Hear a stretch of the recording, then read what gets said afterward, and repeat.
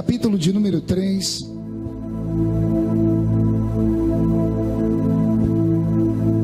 Capítulo de número 3, versículo de número 8.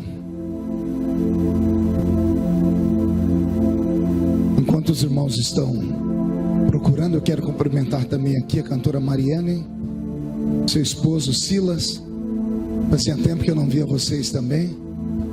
Ela continua bonita, mas você tá um caco. Você tem que cuidar dele também. Não pode pegar todo o dinheiro e investir em você. Tem que ajudar ele, coitado. Me botou um bigode ali que só Jesus na causa. Brincadeira, tá bonitão, parecendo um cantor de pagode, né? Deus te abençoe, Silas. Somos amigos de longa data, né? Os pastores que estão aqui à minha esquerda, alguns que estão no meio da igreja, Deus abençoe todos vocês. Eu estou precisando de um pouquinho de ganho de voz aqui. Onde é a sonoplastia, Roberto? Lá atrás. Você consegue me dar um pouquinho de ganho de voz aqui? Minha voz não é bonita igual a do pastor, não é afinada igual a da Mariana. Minha voz é uma taquara rachada, né? Então me ajude aí. Como é que é o nome da pequenininha que cantou aqui? Sofia. Ah, se eu tivesse a voz que ela tem, né? Eu fui falar para ela, como você canta bonito. Ela olhou para mim e disse, e você prega muito. E dá um beijo, né? Muito fofa. Deus abençoe. João capítulo 3, versículo de número 8. Quem encontrou, diga amém. Está escrito: o vento sopra onde quer, ouves a sua voz, mas não sabes de onde vem e nem para onde vai. Assim é todo aquele que é nascido do Espírito. Eu vou ler de novo para ver se todo mundo acompanha. O vento sopra onde quer, ouves a sua voz, mas não sabes de onde vem e nem para onde vai. Assim é todo aquele que é nascido do Espírito. Fecha a Bíblia, coloque no banco, na cadeira. Os que estão assentados, fiquem de pé, por gentileza. E pegue na mão da pessoa mais perfumada do seu lado. Ainda dá tempo. Aperte a mão dele ou dela com um carinho até eles falarem aleluia. Pentecostal que não faz barulho está com defeito de fabricação, não? Vamos orar? Pai, nós te exaltamos, nós te glorificamos. Nós entendemos que dentro de alguns minutos, e esta linda igreja ficará pequena para o tamanho da glória que o Senhor vai mandar do alto dos céus. Os que vieram tristes começarão a saltar de alegria. Os que vieram se arrastando não voltam se arrastando para casa. Hoje voltarão voando nas asas de um novo tempo. E antes que eu comece a ministrar a sua palavra, cerque essa igreja com a sua glória.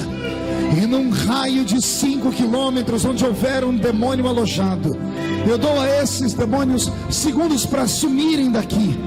Porque se não sumirem, serão queimados pelo poder da sua glória que aqui será derramada. Rasgue os céus sobre Mongaguá nessa noite. Manda anjos de fogo descerem aqui. Que estes anjos desçam trazendo brasas de fogo nas mãos. Comecem a esparramar estas brasas entre nós. E onde houver um crente cheio do Espírito Santo, pega ele nesta noite, Jesus, e mostra o caminho da verdadeira e poderosa adoração. Fala conosco, fica conosco. É o que eu te peço agora e sempre. E toda a igreja diz: amém. Os que podem, tomem o seu assento aplaudindo a Jesus porque Ele é bom. Alguém poderia, por gentileza, chamar um assessor meu que chama Márcio? Deve estar aí na rua comendo pipoca, alguma coisa. Tem como chamar ele? Chama Marcinho. Tem que ser bem rápido. Isso. Ah, você está aí, Marcinho? O que você está fazendo aí em cima? Eu preciso que você vá ali e ajude o rapaz no som para mim. Só para o som ficar um pouquinho mais equalizado com a minha voz. Se o sonoplasta permitir, é claro. O moço que trabalha comigo conhece o meu timbre de voz. O Marcinho já devia ter feito isso, né? Aliás, antes dele, o Roberto já devia ter feito isso, né? Mas Roberto não tem tempo, chega aqui e fica apaixonado com a beleza da igreja e esquece que tem que trabalhar, né, Roberto Marinha? O nome dele é Roberto Marinha. Ó como o inimigo é furioso com a minha vida. E eu brigo com a Rede Globo.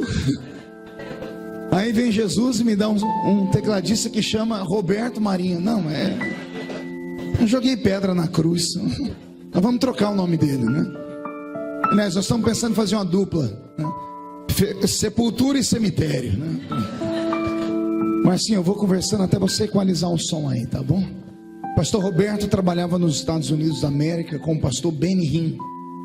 Aí deixou o pastor Benny Hinn, veio para o Brasil trabalhar com o pastor Benny Ruim, que sou eu, né?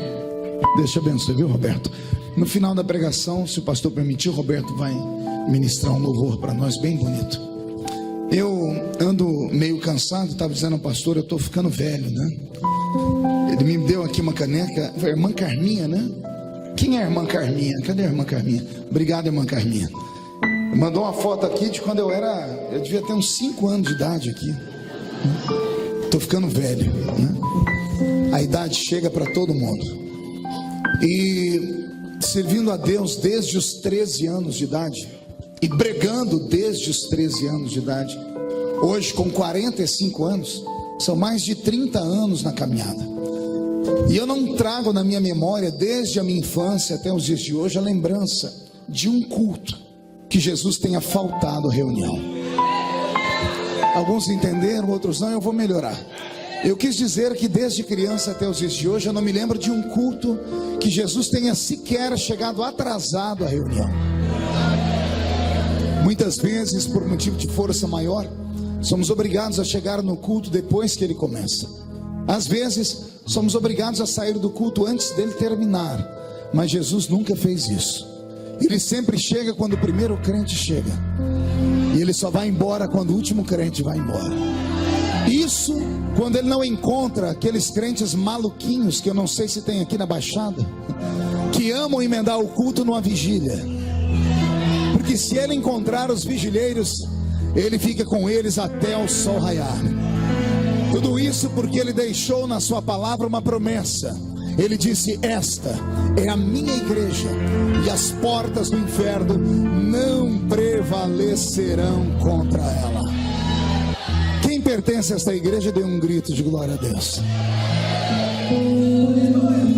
Roberto, mude a música para mim. Eu abri um texto nessa noite no Evangelho segundo escreveu São João, no capítulo 3 e no versículo 8. Eu poderia aqui gastar um bom tempo contando todo o enredo da história que faz o Salvador da minha e da sua alma vociferar, predicar, profetizar esse versículo tão lindo que li. Mas eu não tenho tanto tempo assim. Jesus se encontra com um homem importante do seu tempo, Dr. Nicodemos. Dr. Nicodemos era um homem instruído, um homem rico, um homem importante. Era um sacerdote da lei, era advogado. Era um homem que pisava tanto na sinagoga quanto dentro do sinédrio. Era um homem envolvido com a vida religiosa e com a vida política do reino de Israel. Era um homem extremamente importante, acima de qualquer suspeita. E esse homem vai ter com Jesus na calada de uma madrugada. Na madrugada, depois dele revelar que Jesus era de fato alguém enviado dos céus, ele mantém um diálogo com Jesus, e eu penso que ele pregou para o Salvador. E depois de ter pregado, esperando aplausos, esperando gritos de glórias a Deus e aleluia, esperando alguém dizer a ele: você é perfeito, ele teve que ouvir da boca do Senhor Deus, encarnado homem, Jesus Cristo, se aproximar dele e dizer assim: de tudo que eu ouvi você falar e das histórias que eu ouvi você sobre fazer, só te falta uma coisa. E Jesus dá o golpe de misericórdia: só te falta nascer de novo. Quando a gente lê isso, nós não temos o entendimento da extensão do que Jesus está falando. Jesus não está falando para uma prostituta, não está falando para um bebum, não está falando para um corrupto, não está falando para um assassino, ele não está visitando uma cadeia pública. Ele está falando para o maior líder religioso de Israel, o O pastor presidente do ministério judaico daquele tempo era Nicodemos. Era o principal dos sacerdotes, mestre da lei, homem que falava sobre céu e inferno com muita facilidade, homem que tinha autoridade da vida e da morte nas mãos.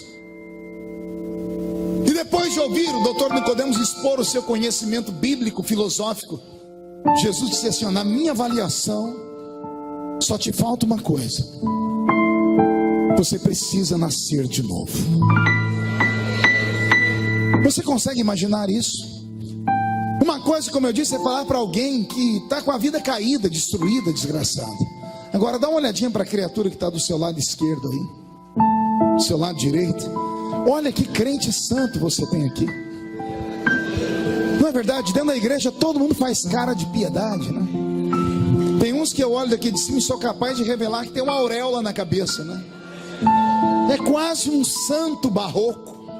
É sério, aqui ninguém mata, ninguém rouba, ninguém fuma, ninguém bebe, ninguém se prostitui, nem adultera. Pelo menos pressupõe-se que ninguém faça isso. Então falar para pessoas que levam a vida regrada na igreja que elas têm que nascer de novo, tem que ser muito corajoso, é um atrevimento, é um tapa na cara da pessoa. É a mesma coisa que você falar assim para ela: você é um falso, é um crente meia boca. E foi o que Jesus disse para aquele cidadão. A vergonha que ele passou foi tão grande que ele tentou transformar o assunto sério numa piada. Ele olhou para Jesus e disse: pode um homem velho entrar na barriga da sua mãe e nascer de novo? Estava em um stand-up. Mas ele não estava em um stand-up, não era um show de humor. Porque Jesus não tem tempo para brincar. Em todos os lugares onde ele está, as coisas são sérias. Principalmente numa reunião como essa aqui. Isso aqui não é uma reunião comum, não é um espetáculo. Às vezes tem áreas de shows, apagamos as luzes, colocamos luzes coloridas. Às vezes tem ar de teatro, porque temos atuação, mas não é um teatro, e tampouco um cinema. Aqui ainda é um quartel-general. Soldados não se reúnem para brincar. Soldados se reúnem para traçar planos e estratégias. Soldados se reúnem para ouvir experiências de soldados mais antigos, mais velhos, de patente maior. Soldados se reúnem para receber munição pesada, para quando atravessar aquela porta e andar pelas ruas de Mongaguá, ter autoridade para discernir espíritos. E quando discerni-los, agarrá-los pelo chifre, esfregá-los no chão e determinar que esta cidade tem um dono. E o dono dela é o Senhor Jesus Cristo, que aqui está. Depois que Jesus deixou Nicodemos meio tonto, Jesus disse para ele assim: não, Nicodemos, eu não estou brincando, não é uma piada que eu estou te falando. Eu estou dizendo que você tem que nascer de novo. Você precisa nascer da água e do Espírito. Nascer da água eu até compreendo, porque toda criança gestada e gerada no ventre da mãe fica dentro de um líquido, o líquido amniótico, que é água para nós. Então todo ser vivo é gerado a partir da água. Era como Jesus dizendo assim: você precisa nascer de novo, esquecer tudo que você aprendeu com seus pais e com as suas mães e com a sua mãe, porque eu tenho ensinamentos maiores para você. Mas não foi só nascer da água, porque a água também limpa. Era Jesus dizendo: você precisa se arrepender dos seus pecados. Não os pecados que todo mundo vê, aqueles que só Deus vê, Nicodemos. Aqueles dentro da casa, dentro da sua cabeça. Mas Jesus vai mais longe. Você precisa nascer do Espírito. E aqui me dá um arrepio na coluna. Porque nascer do Espírito é você se reencontrar com o Criador. Era Deus encarnado no homem dizendo para ele: você diz que me serve, mas eu não te conheço. Você prega a minha palavra, mas é só um profissional, é só alguém que faz pelo dinheiro, pelo salário. Você não vive mais do que você prega. E Jesus disse: você precisa nascer da água e do Espírito. E quando Nicodemos percebeu a seriedade, Jesus soltou o último golpe de misericórdia e disse: porque o vento sopra onde quer, ouves a sua voz, mas não sabes de onde vem e nem para onde vai. Assim é todo aquele que é nascido do Espírito. E eu gostaria de saber quantos estão prontos para fazer uma viagem comigo agora. De verdade, então acotovela esse seu irmão e diga para ele: aperte o cinto, porque a viagem é longa, mas é segura. Só tem um problema. Diga aí, só tem um problema. É uma viagem só de ida. Quem não tiver coragem, dá tempo de descer. Se não quiser viajar comigo, desembarque agora. Pelo horário dá tempo de ir para casa assistir o Corujão ainda. Porque se ficar comigo aqui, coruja você não vê, mas você corre o risco de ver a pombinha do Espírito Santo voar sobre o Ministério Hope. Posso ouvir mais um grito dos pentecostais aqui dentro? Roberto, mude a música para mim. O Senhor Jesus estava falando para Nicodemos que ele precisava ter uma experiência com o Espírito Santo. E eu queria nesta noite, depois de ler na camisa de quase todos os membros da igreja sobre o Espírito Santo, todos querem ser usados por ele. O Senhor falou comigo: fale à minha igreja, quem é o Espírito Santo? Do que ele é capaz? Qual é a atuação dele? Isso em teologia tem uma matéria própria. Uma matéria onde nós só falamos sobre o Espírito Santo, se chama pneumatologia. Pneumatologia é a doutrina do Espírito Santo, do pneuma. Pneuma é isso aqui, ó. É isso. Sopro, vento, fôlego. A palavra espírito vem do grego ruach. E ruach é sopro, vento. Por isso que Jesus está dizendo: o vento, o Espírito, ele sopra onde quer. Ele não pode ser dominado por homens. Ele não sopra onde o homem quer. Ele sopra onde ele quer. Não é o homem quem determina, quem aprisiona, quem domestica o Espírito. O Espírito é Deus. Vou repetir: o Espírito é Deus. O problema da raça humana é que a nossa mente é tacanha e o nosso entendimento é limitado. E quando vamos falar sobre o nosso Deus e vamos recitá-lo na sua beleza da Trindade, a gente turva a mente, porque a gente consegue imaginar Deus Pai, Deus Filho e Deus Espírito Santo, e aí acabamos enumerando: primeiro Deus Pai, segundo Deus Filho, terceiro Espírito Santo. Acabamos falando Deus Pai primeiro, o Espírito Santo por último, e isso manda uma mensagem subliminar na nossa mente, e nós acabamos acreditando que o Espírito Santo é menor do que Deus Pai. Não é porque ele ocupa o terceiro lugar da Trindade que ele é menor do que o Pai. É que a mente humana, ela é incapaz de absorver o entendimento divino. Como é que nós podemos compreender Deus? Às vezes eu vejo crentes que estão na igreja desde a arca de Noé. Oh, desculpa, não tem uns que não são tão velhos, mas pisaram no barro que sobrou na terra do dilúvio. Depois de 10, 15, 30 anos na igreja, eles acham que conhecem tudo sobre Deus.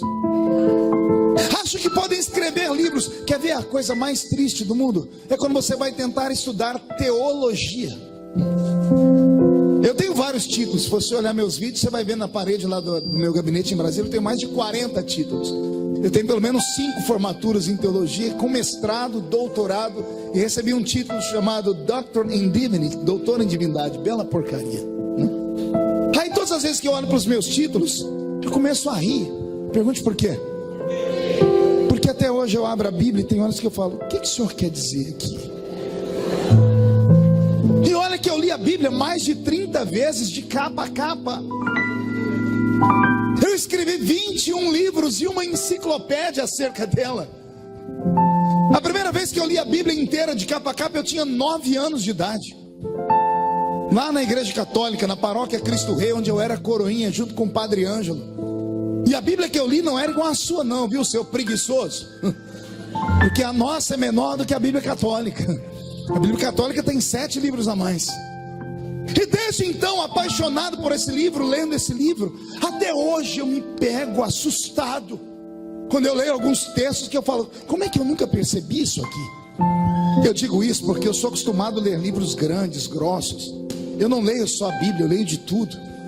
Eu leio livros de filosofia, de psicologia, de psiquiatria, leio livros de política, leio livros de todas as esferas possíveis, leio livros de romance, leio Dan Brown, leio outros mais que se eu citar aqui, alguns vão ficar escandalizados. Eu leio de tudo. Só que todas as vezes que eu termino de ler um desses livros grossos de romance, eu termino de ler, coloco aqui, nunca mais olho para ele. Basta olhar para o livro que eu lembro da primeira cena até a última. A Bíblia não. Eu já li 30 vezes de capa a capa, e às vezes eu fico com medo de tocar nela. Quando eu era criança na escola dominical diziam assim: a Bíblia fechada é um livro comum, mas aberta é a boca de Deus falando. O tempo passou e eu consertei essa frase. Está errado, me ensinaram errado. A Bíblia fechada ou aberta é a boca de Deus falando conosco. Já assistiu filmes americanos? Na hora de julgamentos, pegam a Bíblia Sagrada fechada, colocam lá e faz a pessoa fazer um juramento sobre ela. Não invocam nenhum versículo dela. Por quê? Porque não precisa. Porque qualquer ser humano que tem um mínimo de entendimento sabe que esse livro não é normal. Eu tenho medo desse livro, mas também sou apaixonado por ele. Que pena que a nossa geração não tem mais apreço pela Bíblia. Que pena que a nossa juventude, nossas crianças trocaram a Bíblia física por uma Bíblia eletrônica. Ah, pastor, mas eu estou com a Bíblia. Sim, mas caminhar com a Bíblia para o crente não é só carregar um livro. A Bíblia não é só um livro. A Bíblia é uma identidade. A Bíblia é uma espada. Quantas vezes com a Bíblia na mão, sentado num banco esperando o ônibus, às vezes na beira da praça, na hora do almoço lendo, sentou alguém e disse: o que tem aí? E abrindo a Bíblia diz: aqui está escrito que Jesus te ama. Quantas pessoas eu levei ao pé da cruz assim? Deixa eu deixar aqui um recado para os jovens: não se envergonhem da Bíblia, porque Jesus deixou escrito assim: se você se envergonha de mim diante dos homens, um dia eu me envergonharei de ti diante do meu Pai. Ame a Bíblia. Quem pode dar uma glória a Deus por isso? Portanto, eu quero aqui tentar falar sobre esse Espírito. Quero tentar dar ao Espírito Santo nesta noite, aqui nessa linda igreja, na Igreja Hope, o verdadeiro lugar a Ele. Eu já me emociono só de imaginar a alegria dele. O Espírito Santo não é um vento, ele não é água, ele não é óleo, ele não é fogo. Porque a gente só lembra do Espírito Santo quando faz essas associações: vento, fogo, água, óleo, o azeite do Espírito Santo, o fogo do Pentecoste. Não é assim que fazemos associações? O Espírito Santo não é vento, não é água, não é óleo, não é fogo. Embora o vento, a água, o fogo e o óleo sejam símbolos dele, mas ele é maior do que tudo isso. Ele é Deus. Ele não é maior do que o Pai e não é menor do que o Filho. Ele é Deus. Ele simplesmente, nos dias em que vivemos, na sua extrema educação, porque ele é um cavalheiro, ele é um gentleman, ele se coloca no lugar dele. E o lugar dele, nesses anos em que vivemos aqui na terra, é exaltar o Pai e o Filho. Sabia disso? Desde que o mundo é mundo, de Gênesis até os dias atuais, Deus sempre se manifestou na terra em uma das suas formas. Às vezes como Deus Pai, às vezes como Deus Filho, e na nossa era como Deus Espírito Santo. De Gênesis a Malaquias, o Velho Testamento inteiro, nós temos 5 dispensações bíblicas. E nas 5 dispensações bíblicas, Deus Pai se manifestou. Quer seja a dispensação da inocência, consciência, governo humano, era patriarcal e lei. No Velho Testamento inteiro você só vai encontrar a figura de Iavé ou de Jeová, Deus Pai.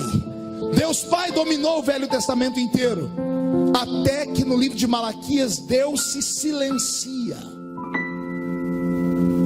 E há um período de 400 anos que Deus fica sem falar com a raça humana. Por isso temos 2 testamentos na Bíblia, Velho e Novo. Por que temos uma separação? Porque não há um testamento único. Porque houve um período em que Deus parece ter olhado para a raça humana e desistido de nós. No livro de Malaquias, Deus olhou para a raça humana, lavou as mãos, voltou para o céu, sentou no trono e deu um grito. Pergunte qual? E agora? A quem enviarei? Quem há de ir por nós? Por quê, pastor? Porque Deus desistiu. Era a maneira de Deus dizer: eu fui e eles me rejeitaram. Se me rejeitaram, quem eu envio agora? Se rejeitaram o eterno Criador, quem é que pode salvar a raça humana? E é nesse momento que Deus Filho se manifesta. Pergunte como? Respondendo a pergunta do Pai. Qual foi a pergunta? 1, 2, 3. Qual foi a pergunta? A pergunta inteira. Ninguém conhece a Bíblia aqui. Vamos lá. 1, 2, 3. E agora? A quem? A resposta do Filho foi essa: eis-me aqui. Envia-me a mim. Deus Pai ficou, Deus Filho desceu. Deus Filho ficou conosco por 33 anos e meio. É o período de Jesus na terra. Antes de ir para o céu, ele disse aos seus discípulos: ficai até que do alto sejais revestidos de... E quem foi que desceu em Atos capítulo 2? O Espírito Santo. Só que veja só, enquanto Deus Pai está no céu, Deus Filho está aqui, Deus Espírito está no céu. Quando Deus Pai estava aqui, Deus Filho e Deus Espírito estavam lá. Agora que Deus Espírito está aqui, Deus Pai e Deus Filho permanecem lá. Você entendeu? Cada um teve um tempo de atuação. E cada um... Nosso pai Adão recebeu o Espírito Santo quando Deus soprou na sua nariz. Pergunte: como o senhor sabe, pastor? Adão via Deus. Adão ouvia Deus. Adão obedecia a Deus. Só pode ver, ouvir e obedecer quem tem o Espírito Santo. É por isso que a pessoa que está lá fora não obedece a Deus. Ela não tem o Espírito Santo. Porque é o Espírito que convence o homem do pecado, da justiça e do juízo. Você está entendendo? Só o Espírito Santo na vida de um homem e de uma mulher faz ele entender que esse lugar aqui não é a casa da mãe Joana. Que esse lugar aqui é a casa do Eterno. Sua presença na vida de um crente faz ele entender que aqui dentro não tem que ficar mascando chiclete. Não tem que ficar levantando para ir no banheiro, mandando recadinho para as pessoas. Só o Espírito Santo faz alguém entender que aqui não é lugar de namorar. Que aqui não é lugar de ficar mexendo no WhatsApp na hora do culto. Só o Espírito Santo. Mas uma pessoa sem o Espírito Santo, ela está num ambiente como esse e ela começa a ficar incomodada quando a estratégia do Espírito muda. Porque existem dois momentos do culto: o momento em que você entra na igreja e o momento em que você entra na presença de Deus. Entrar na igreja, qualquer um entra, até cachorro entra. Já desse eu estava num culto no meio do corredor, tinha um cachorro deitado. Eu sou meio devagar para pregar, né? É igual carro, depois que pega, vai embora. Mas até lá, daqui a pouco um deu glória a Deus lá, todo mundo olhou para lá e o cachorro deu junto. Daqui a pouco o fogo pegou, o povo começou a dar glória a Deus, o cachorro não empolgou. Deitado, ele levantou a cabeça e fez: tinha um diácono perto do púlpito e falou assim: eita, que o cachorro está crente.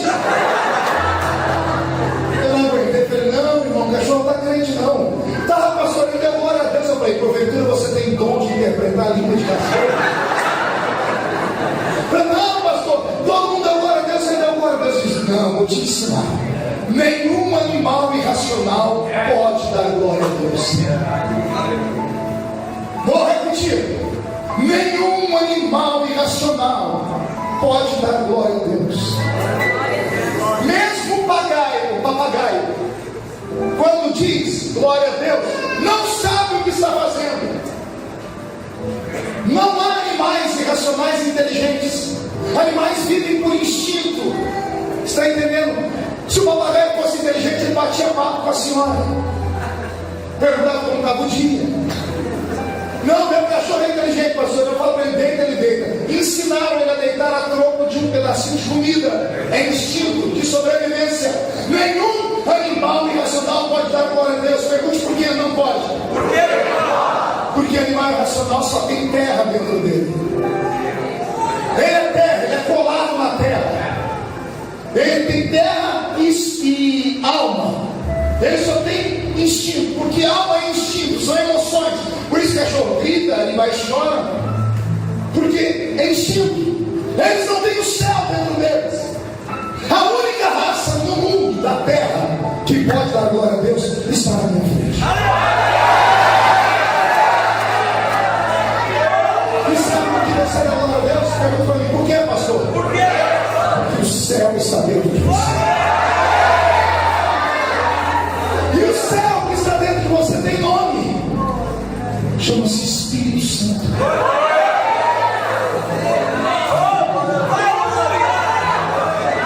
Ah, se os crentes soubessem o que acontece quando nós gritamos. Se os crentes entendessem o que acontece quando nós começamos a adorar de verdade. Gritos, louvores atravessam o tempo, atravessam o céu atmosférico, atravessam o céu cósmico, entram no terceiro céu onde Deus está, sobem ao trono de Deus.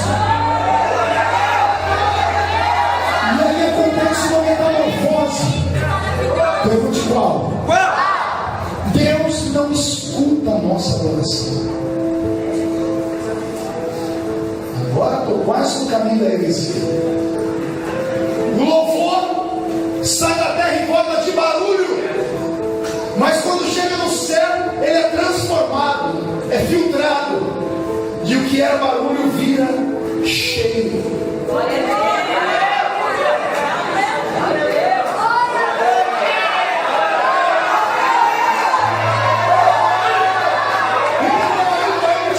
Sai da terra em forma de barulho, é filtrado pelo Espírito Santo.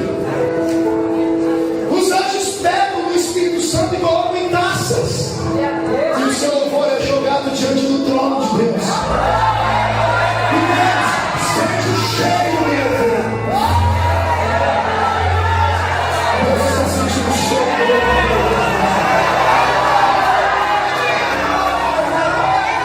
Só que eu disse uma coisa que ninguém percebeu. Pergunte o quê? Eu disse que o som é filtrado. E você não perguntou por quê? O som é filtrado. Por quê? Para não chegar diante de Deus, glória a Deus, que saiu da boca para fora. Para não chegar diante de Deus, o barulho que saiu porque o outro do lado também fez. Existem duas vias pelas quais a palavra sai da boca do homem. Uma é quando ela sai da boca para fora. Essa não tem peso nenhum. A outra é quando sai da alma. Tem gente que dá glória a Deus para fugir de um bocejo. Já viu isso? O vigília dá muito disso. O irmão vai abrir a boca para passar do irmão e falar: glória a Deus. Esse glória a Deus não passa do teto, mas aquele que sai do coração. O Espírito intercede com gemidos nesse momento. Ele toca o coração da terra.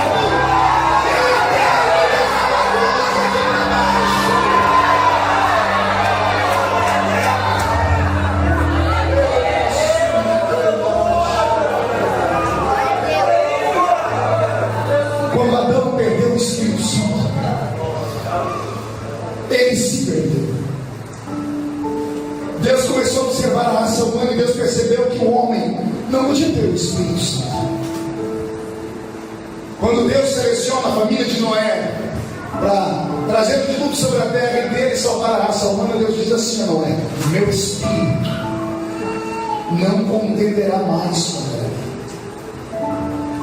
Meu Espírito não vai forçar a barra mais com o ser humano. Naquele dia Deus tirou o Espírito Santo da terra e trancafiou ele no céu. A raça de homens que se levanta após o dilúvio é a pior de todas as raças da história. Nimrod, o homem que construiu a Torre de Babel, arquitetou ela. Foi um homem tão terrível que casou com a própria mãe. Para isso matou o pai. Porque ele tinha um desejo incestuoso pela própria mãe. Os homens que se levantam no Velho Testamento se representam do Espírito Santo não valem nada. Só sabem matar, roubar, casar e dar-se em casamento. A raça humana sem o Espírito Santo se tornou uma raça bárbara. Um homem sem o Espírito Santo, o seu símbolo mais preciso na terra, entre os animais, é um suíno, é um porco. Quem já viu um porco aqui? Você já viu algum porco olhar para o céu? Não? Por quê? Por que porco não olha para o céu, igreja? O pescoço dele não tem articulação para olhar para cima. Assim é o homem e a mulher sem o Espírito Santo. Não consegue compreender nada do céu. Para eles é tudo aqui na terra. Por isso se metem sempre em coisa porca e podre. E qual é o símbolo do homem com o Espírito Santo, pastor? Maria. Só fica nas alturas.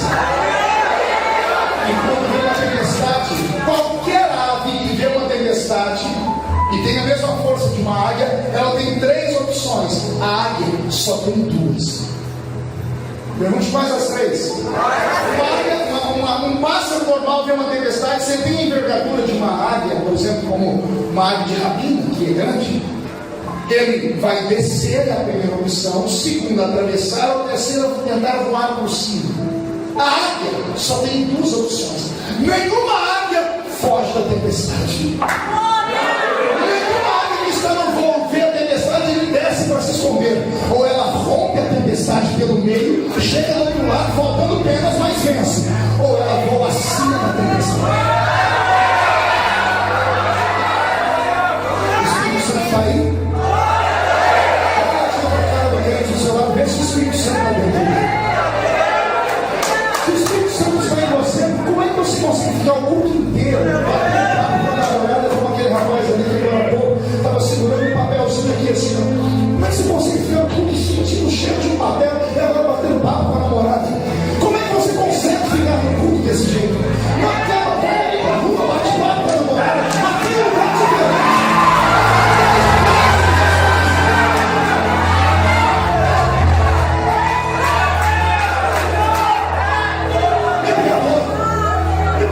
Eu faço aqui a minha oração de salmista. A minha alma tem zelo pela tua causa.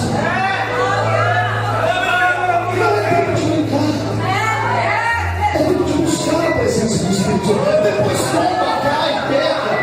Ninguém sabe por que a oportunidade na vida. A oportunidade é dada a todos dentro deste santuário. O Espírito Santo está aqui para tocar a vida de qualquer um. O Davi só consegue fazer isso se a pessoa deixar. O homem sem o Espírito Santo é um nada. Não presta para nada. A vida nunca vai dar em nada. Qualquer homem sem Deus lá fora consegue levar a vida aos trancos e barrancos. Um crente não.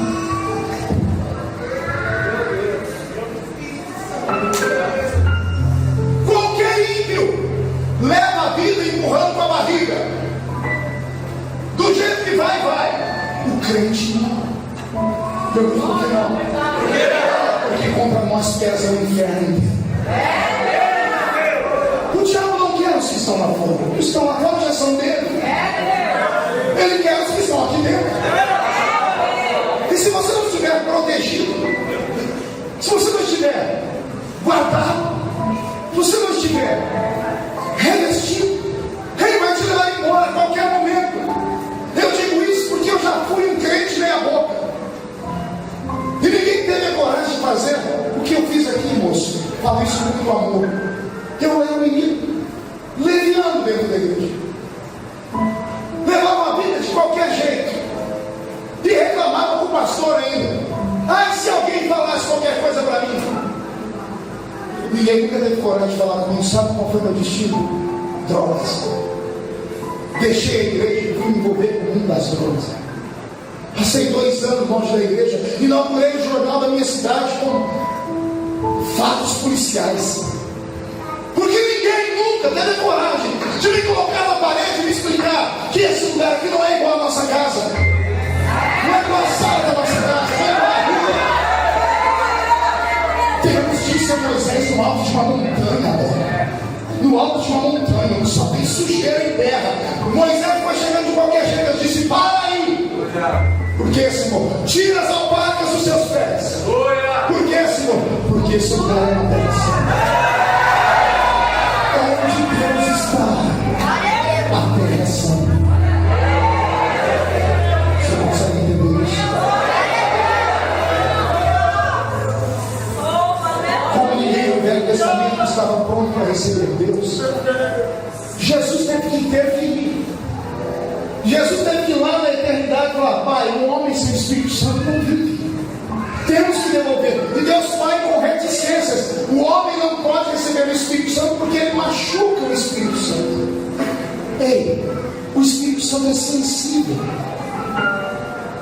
Alguém já leu isso na Bíblia?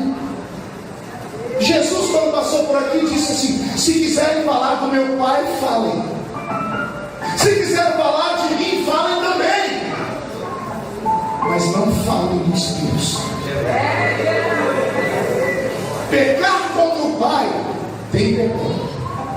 Amaldiçoe Deus, você terá perdão. Pecar contra o Filho tem perdão. Amaldiçoe Jesus, como a raça humana faz, e terão perdão. Mas não peque contra o Espírito Santo. Alguém sabe o que é pecar contra o Espírito Santo? Está aí uma coisa indigesta que nenhum pastor resolve pregar de vez em quando. Pecar contra o Espírito Santo é atribuir ao diabo uma obra que é Deus que está fazendo. Jesus havia acabado de curar um enfermo. Alguém olhou do lado e falou assim: ele está curando demônios por demônios. Jesus ficou de: pera aí, quer falar de mim? Fale, mas não fale daquele que está me usando aqui. O que tem de crente com um pé quase dentro do inferno, por serem insensíveis numa reunião como essa, e verem Deus levantar alguém, e a pessoa murmurar dizendo: você precisa de tudo isso? Para que esse grito? Para que esse culto? Para que esse coreografia? Por que está fazendo isso? Por que está fazendo isso? Lembre que você não está murmurando de mim, você está murmurando contra aquele que está me usando. Não é brincadeira. Jesus intercedeu e Deus ouviu a oração. E a Bíblia diz que Deus transformou o Velho Testamento num laboratório. E Deus pegou 3 tipos de seres humanos para serem cobaias. Deus pegou reis, sacerdotes e profetas. Na verdade, todos eram homens, mas Deus começou a analisar o sentimento deles, a sensibilidade deles, a chamada deles. Então Deus vinha sobre o homem e via que ele era sensível e disse: esse será profeta. Vinha sobre o outro e disse: esse será sacerdote, porque é sensível. Esse será rei, porque é guerreiro. E Deus colocava o Espírito Santo sobre eles. Amém até aqui? Amém. A diferença de nós para eles é gigantesca. Pergunte por quê? Por quê? O Espírito Santo só era dado sobre eles para uma atuação naquele momento. Deus dava e tirava. Todo mundo, quando pensa em Sansão, pensa que ele era gigante, né? Fortão, Arnold Schwarzenegger. Não. Pelo que eu leio da Bíblia, Sansão era barrigudo, porque o homem era cachaceiro. Bebia mais do que o meu avô. Esse homem gostava de uma mandaça. Era Sansão. A força de Sansão não estava nos braços, estava no espírito que usava.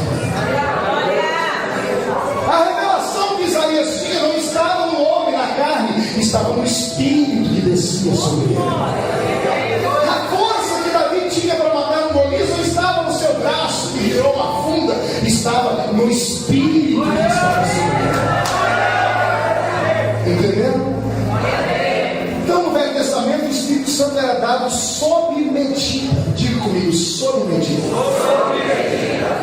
No Novo Testamento, o Espírito Santo é dado sem medida. No Velho Testamento, pegava um conta-gotas. Chegava o homem e disse: você vai ser usado agora, pingado. Quando o homem recebia aquela dose, ele ficava cheio, pregava, lutava com uma queixada de jumento, matava 1000 homens. Mas quando o Espírito Santo saía, voltava ao normal. Isso no Velho Testamento. No Novo, qualquer um que está aqui tem mais Espírito nele do que presença.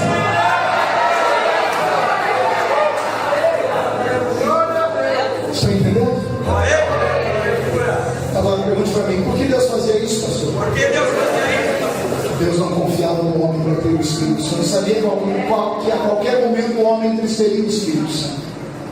E de fato o homem começou a entristecer o Espírito Santo. Mesmo os que eram cheios dele entristeciam a ele.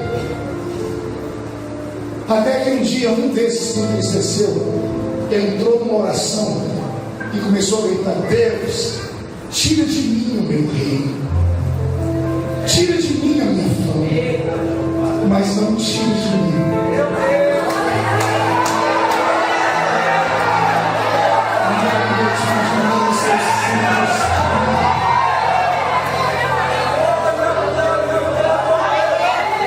Aqui estava dizendo assim: ter o Espírito Santo é melhor do que ter o reino inteiro.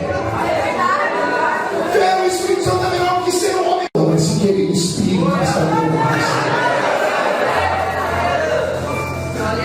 Deus dava o Espírito Santo sob medida, e era tão raro alguém receber o Espírito Santo, que um dia Moisés foi falar com Deus, disse: Deus, falei com meu sogro, eu não estou dando conta de administrar o povo, e ele me deu uma ideia: repartir a carga com 70 homens especiais de minha confiança. Deus ouviu Moisés e disse: gostei da ideia, vou fazer. Só que, ao invés de eu dar uma experiência própria para eles, eu vou retirar o que eu te dei. Você percebeu que está ficando? E vou repartir com os outros. É possível repartir a unção. Não viu, entendeu? É possível repartir a unção. A unção que você respeita é aquela que você atrai. Não entendeu? Vou desenhar até você entender. A unção que você respeita e admira é aquela que você atrai sobre a sua vida. Você ama ver a irmã Maria cantar quando ela está cantando. Se você respeitar a unção dela e desejar, a unção que está nela pode ser atraída a você. Se você gosta pelo pastor Roberto tangendo o instrumento, porque ele é ungido para isso, a unção que está nele pode ir sobre você. Se você respeita a unção da palavra que está sobre mim, você corre o risco de receber a mesma graça para pregar. Deus ainda reparte a unção. Só que interessante, o dia que Deus retirou do espírito de Moisés, aconteceu umas coisas que a gente tem que pregar, pastor, não tem jeito. A Bíblia diz que Moisés estava lá no alto da montanha e Deus disse assim: Moisés, está com a lista aí, está aqui, Senhor, 70 nomes. Pois não. Abre os braços, Moisés, já abri, Senhor, e agora? Se segura, porque eu vou tirar um pouco que eu te dei e dar para aqueles 70. A Bíblia diz que Deus retirou o espírito que estava em Moisés, e saiu de Moisés 70 flechas de glória. E essas flechas procuraram os alvos, que eram os nomes que estavam no papel. 68 homens estavam dentro do arraial de Israel. O Espírito pegou os 68 e eles começaram a profetizar. Só que 2 estavam fora do arraial, estavam longe dos olhos dos homens. O nome deles era Eldade e Medade. A Bíblia diz que quando os 2 que estavam no meio da estrada, a caminho, foram tomados pelo Espírito, os 2 começaram a saltar, a cantar e a profetizar um para o outro. Imagina Deus profeta, eu falo para você, você fala para mim. Foi isso. Mas olha que glória, eu vou profetizar um para o outro. Isso ia passando um crente enchido. Daqueles que não tem congregação, só tem na igreja que eu pastorei. Só tem lá em Orlando essa raça. Daqueles crentes que quando vê Deus pegar alguém, ao invés de tentar pegar um pouquinho da glória também, sai com a língua desse tamanho e corre para difamar as pessoas. Esse homem correu até Moisés. Quando chegou na tenda de Moisés, Josué botou a mão na espada e disse: o que você quer aqui? E o homem disse: quero contar para Moisés que tem dois moços lá do lado de fora do arraial profetizando, dando escândalo lá, fazendo aquelas estriponias pentecostais, fazendo aquelas coreografias extravagantes pentecostais. Josué disse: deixa que eu levo a mensagem para Moisés. Josué entrou e disse: Moisés, tem dois moços do lado de fora do arraial, o nome está aqui, ó, Eldade e Medade, e eles estão pulando, profetizando do lado de fora do arraial. Posso ir lá calar os dois? Já com a mão na cintura. Moisés disse: qual o nome deles? Eldade e Medade. Eldade e Medade. Josué, deixa os meninos profetizarem, Josué. E eu vou te dar um ensinamento. Qual, Moisés? Quem dera não são os dois lá fora. Quem dera não em 68 lá fora. Quem dera todo Israel fosse cheio do Espírito Santo e começasse a profetizar.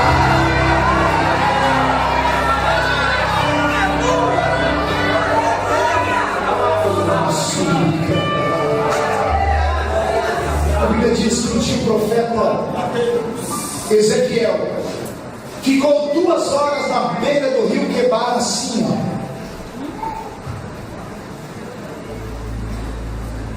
com a boca aberta, por 2 horas.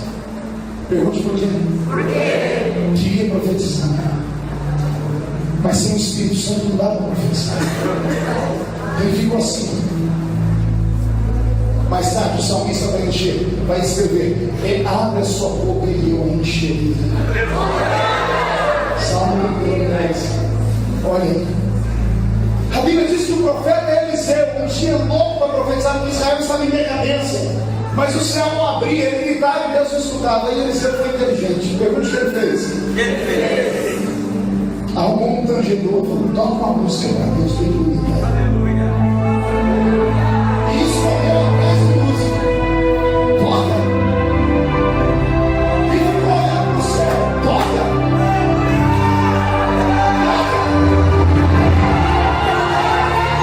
De repente o céu abriu. Ele só falou: para. Deus. O que foi, Eliseu? Eu quero profetizar. E por que você mandou o músico tocar? Porque eu não sou bobo. A música toca, o céu abre.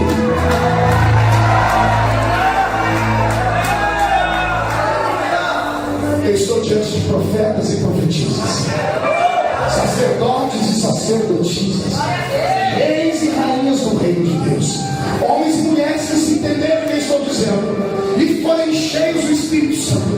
Quando colocarem os pés para fora dessa porta, não tem demônio que para diante de vocês. Não tem Zé Película, Zé Pilantra, Jucaveira, Tranca-Rua, Beto Velho, não tem inferno, não tem brinquedo, não tem pessoa, não tem pensamento, não tem rede do alto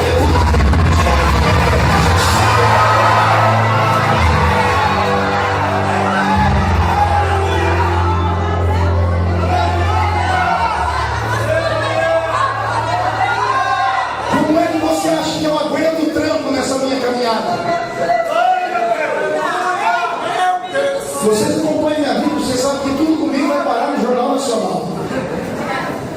Você ri, não é você. Você nunca se perguntou: meu Deus, onde é que ele arruma força? Uma vez você na sua oração diz: Deus, ajuda o teu servo. Quantos já choraram me vendo em provas e lutas? E aí todas as vezes que eu chego para pregar, as pessoas falam: pastor, conta o seu segredo. Eu digo: conta. Eu nunca passei um dia na minha vida sem notar que o Espírito Santo estivesse dentro de mim e sem orar nas línguas que Deus me deu. A diferença entre um homem e outro homem é o Espírito Santo. O que faz a diferença de um cantor para outro cantor? Quantas vezes a gente vê pessoas cantarem as mesmas músicas? Um dia desse eu estava vendo até no mundo, eu vi aquele cantor Caetano Veloso cantar aquela música sozinho, e depois eu vi Tim Maia cantar, depois eu vi Sandra Sá, a mesma música. Mas por que Tim Maia canta de um jeito e não vende. Sandra canta e não vende. Caetano vende 1 milhão de cópias. É a mesma música. Quer saber o segredo? Digita na internet, escreve lá, Caetano conta porque a música sozinho explodiu.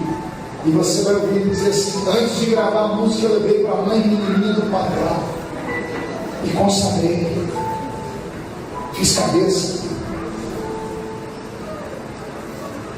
Por que os louvores às vezes não funcionam? Um grava, quando a pessoa começa a cantar, o céu desaba. Vem uma outra pessoa que tem uma voz bonita, mais bonita do que a outra, canta e não acontece nada. Pessoas têm que dizer assim: não, a unção está na melodia, porque o estilo é pentecostal, é meio forró, e outra adoração é meio zen. Nada disso. O que faz a diferença no louvor não é o estilo de música, é o vaso que está cantando. É o que tem dentro do vaso. Você está entendendo o que eu estou dizendo? Pedro, sem o Espírito Santo, levou Jesus diante de uma vendedora de público. Com o Espírito Santo, defendeu a igreja e pregou um sermão que, de cara, lançou a rede e 3.000 pessoas se converteram. Está vendo a diferença de um crente sem o Espírito Santo e outro com o Espírito Santo? Aquele que busca o Espírito Santo recebe. A nossa geração não busca mais nada. A nossa geração quer dançar, cantar, ouvir uma palavra de Deus. As igrejas hoje querem mais ouvir um pastor que conte mais piada do que alguém que prega de verdade. A modernidade bateu a nossa porta e abrimos a porta para ela. É possível ser moderno, mas a gente não precisa ser mundano. A gente pode ser para frente, mas não tem que deixar Jesus para trás. As pessoas olham para mim assim: o senhor mudei a embalagem. Que digam as irmãs que usam bombril aqui. Cadê as irmãs que já compraram bombril aí? O bombril existe há quantos anos? Acho que usaram para limpar o templo de Salomão. O bombril mudou, mas a embalagem dele está mais nova e moderna, não é? Daí está o segredo. Se for mudar, muda só a embalagem.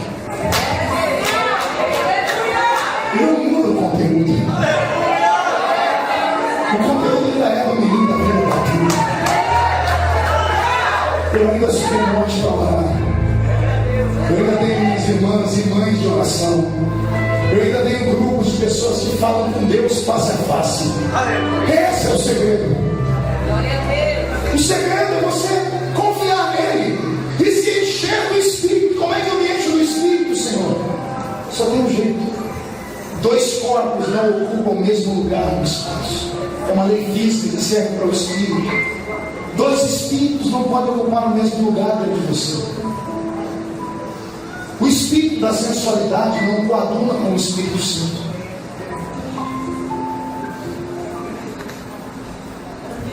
O Espírito irrepreensível, que não aceita a repreensão de ninguém, não coaduna com o Espírito Santo. O espírito de meninos e meninas desobedientes a pai e mãe não coaduna com o Espírito Santo. Um espírito de curiosidade que faz você navegar em sites da internet e ver coisas pornográficas a madrugada inteira não coaduna com o Espírito Santo, porque ele é santo. É por isso que estamos em extinção. Pregadores como eu são raros. E eu fico imaginando como será o futuro, porque eu já não estou dando conta mais, estou cansado. Eu fico imaginando os que vêm por aí. Fico imaginando em que igreja essas crianças que estão aqui dentro vão congregar. Não vale a pena estar num culto sem o Espírito Santo. Ele está aqui.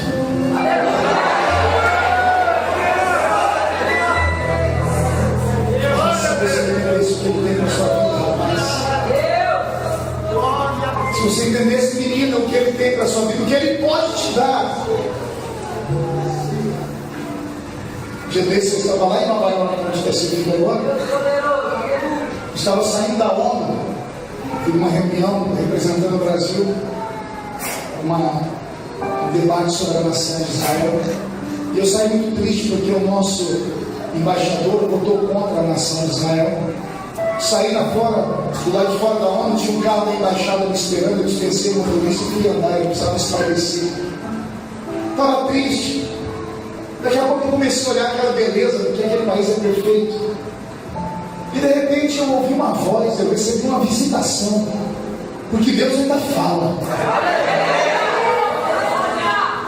E a voz falou assim comigo: ei, cortador de cana.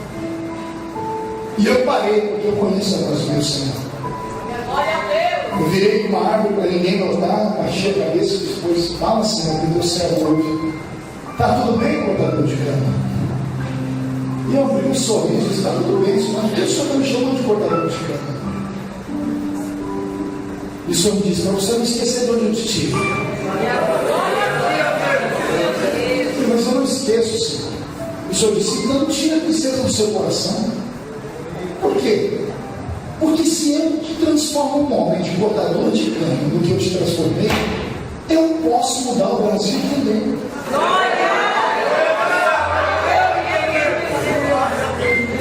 Deus tem algo na sua vida. Mas se você não se dedicar, se você não acreditar, se você não sonhar, se você não buscar, se você não gastar tempo, se você não fizer renúncias, Ele nunca poderá fazer na sua vida o que Ele deseja. Pastor, mas o preço é caro. É claro que é caro. O que não custa nada não vale nada. O Espírito Santo tem sede. Ele precisa que alguém mate a sede dele. Ele quer você para ele. Ele não quer repartir você com mais ninguém. Não quer repartir você com o seu Facebook. Não quer repartir você com seus amigos. Não quer repartir você com as noitadas, com as baladas. Não quer repartir você com a novela. Não quer repartir você com o futebol. Não quer repartir você com ninguém. Ele quer você para ele. Se entrega. Se entrega.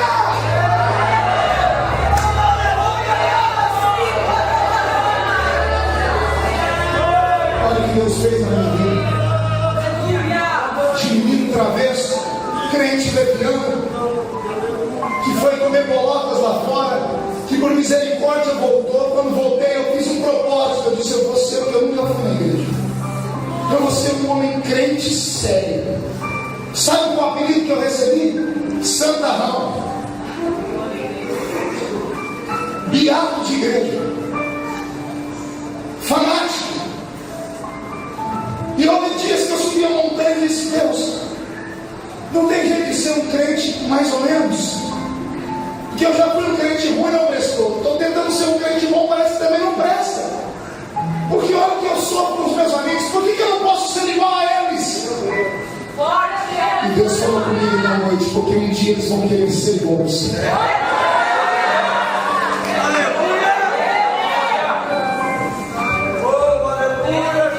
Quando Deus quer levantar alguém, Deus leva a pessoa para a solidão.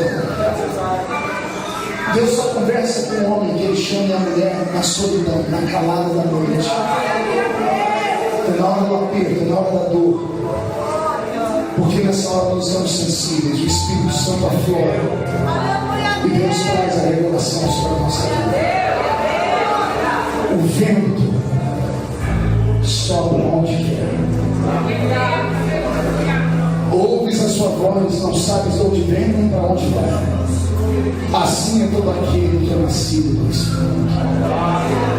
835 anos antes de Jesus nascer, um profeta ergue a voz e faz uma profecia que abalou o tempo, a história. Era o grito de Deus dizendo: eu vou voltar a confiar na raça humana. Eu dei o Espírito Santo ao homem, tirei o Espírito Santo do homem, transformei o homem numa cobaia, devolvi o Espírito Santo, o homem me entristeceu, mas eu descobri que nem todos são iguais a todos. Alguns vão amar o Espírito de verdade.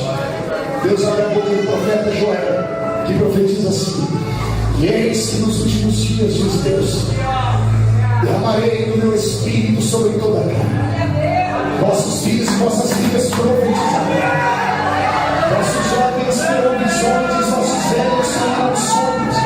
Naqueles dias, diz o Senhor, derramarei do meu espírito sobre os servos e sobre as servas, sobre os grandes e sobre os pequenos, e haverá nos céus sinais. O sol se converterá em trevas, a lua se converterá em sangue, e o dia do Senhor se aproximará.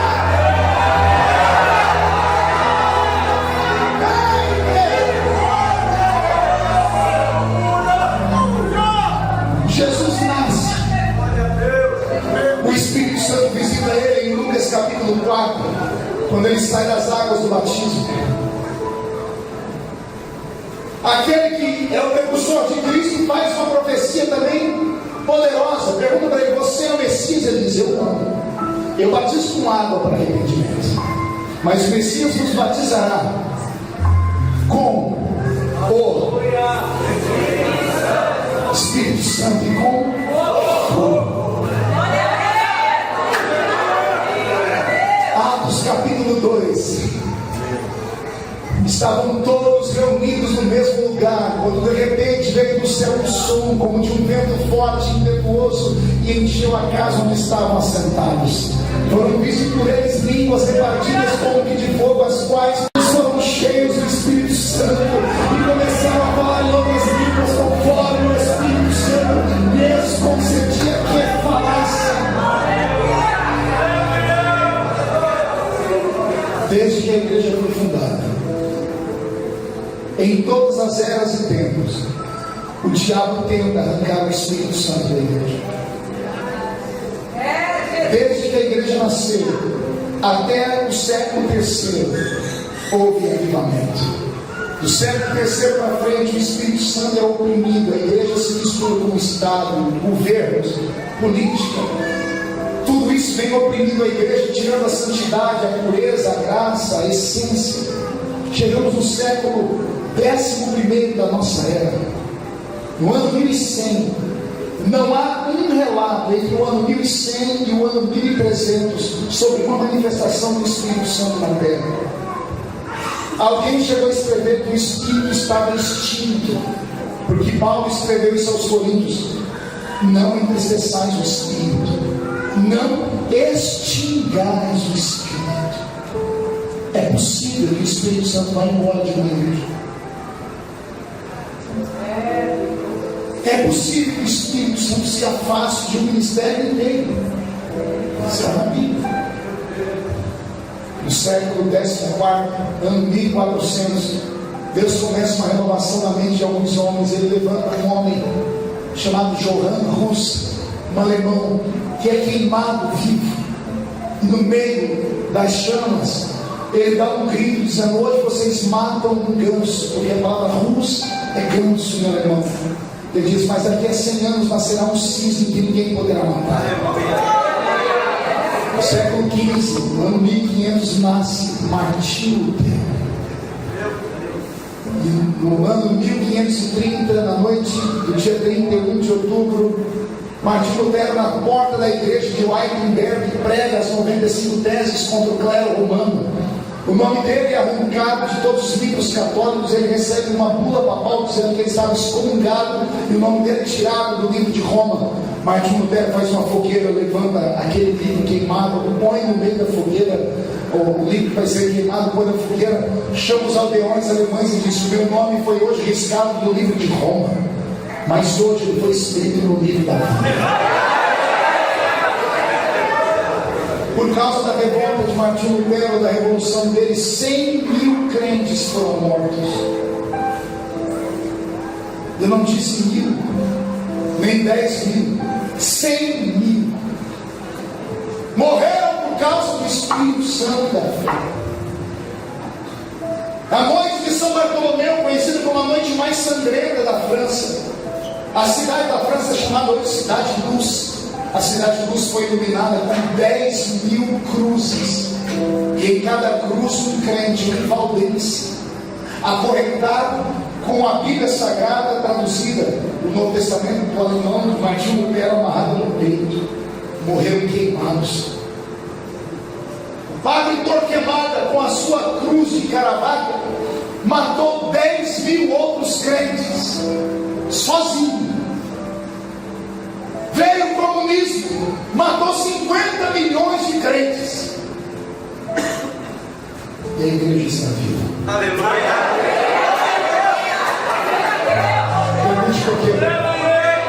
Porque o vento sopra. E o vento quer soprar aqui no Mongaguara. Quer soprar na sua vida, na sua casa, na sua família, nos seus filhos, no seu casamento, na sua vida profissional, na sua vida ministerial. O Senhor quer dar uma renovação sobre a sua história inteira. Mas para isso você tem que deixar que o vento tenha liberdade. Aleluia! Você crê nessas coisas? Fique de pé, por gentileza. Feche os olhos. Vou fazer um convite. Um só. Eu queria perto desse altar somente homens e mulheres que têm coragem de dizer a si mesmos: eu preciso melhorar.